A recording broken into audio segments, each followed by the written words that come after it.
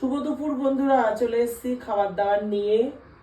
অনেক কিছু রান্না করেছি আজকে আসল ওর বাবা দুপুরের বাড়িতে খাবে। অন্য অন্য দিন তো খাবার নিয়ে চলে যায়, তা আজকে তো এসছে, এখন খাবে। দুপুর বলতে আমার 3:30 বাজে, এখন খেতে বসেছি আমরা। তাই জন্য আজকে অনেক কিছু রান্না করেছি। চলো কি কি রান্না করেছি আসো দেখাই। আগে তো ভাতটা নামালাম, বসে না বসে। চলো এক এক করে বার করি। লাঞ্চ মেনু, এটা ট্যাংরা মাছ দিয়ে মূলো দিয়ে করেছি, আর এটা না হাঁসের ডিম দিয়ে ফুলকপি আলু দিয়ে করেছিলাম। এটা কালকের, হ্যাঁ, খাবে কিনা জানি না, তবুও গরম করে রেখেছি।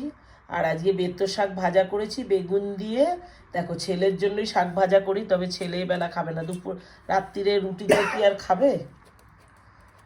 এই রসুন আর শুকনো লঙ্কা ফোড়ন দিয়ে করেছি।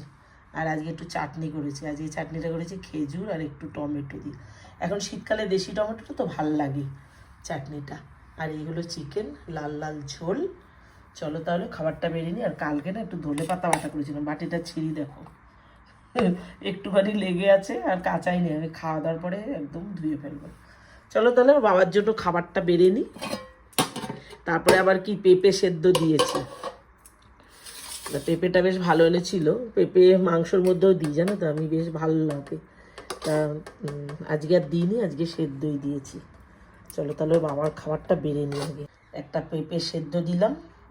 পেঁপে সেদ্ধ না ভাতের সাথে খাওয়া কিন্তু খুব ভালো বন্ধুরা, সবাই খেও। এই বেতো শাক ভাজা, হাঁসের ডিমটা না ভেবেছিলাম আজকে বার করব না, ফ্রিজে ছিল, কালকেই দেব। চিন্তা করলাম কি, দেখো হাঁসের ডিম তো, আর এই শীতকাল না, অত বাসি আমরা খাই না, খেলে সমস্যা হয়। থাক, এখন খেয়ে নিই, দরকারে দিয়ে দিলাম ডিমটা। মূলো দিয়ে ট্যাংরা মাছটা করেছি, ঝোলটা শুকিয়ে গেছে মনে হয়, ও ঠিক আছে। এই দিয়ে দিলাম মাছের ঝোল, চিকেন একটুখানি দিয়ে দিই।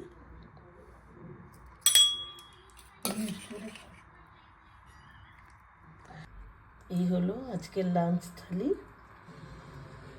কেমন লাগলো জানিও কিন্তু। চলো ওর বাবাকে এবার ডাকবো, টিভিতে দেখছে কনবানেগা করোড়পতি, খুব ভালোবাসে দেখতে। চলো তাহলে এবার আমরাও খাবার দাবার খেয়ে নিই। নিচে বসে তো একটু অসুবিধা হয়, টেবিল সারানোর মিস্ত্রি এখনো পায়নি আমাদের। চলো তাহলে দেখা হবে পরের ভিডিওতে, খাবার দাবার সেরে নিই, টাটা।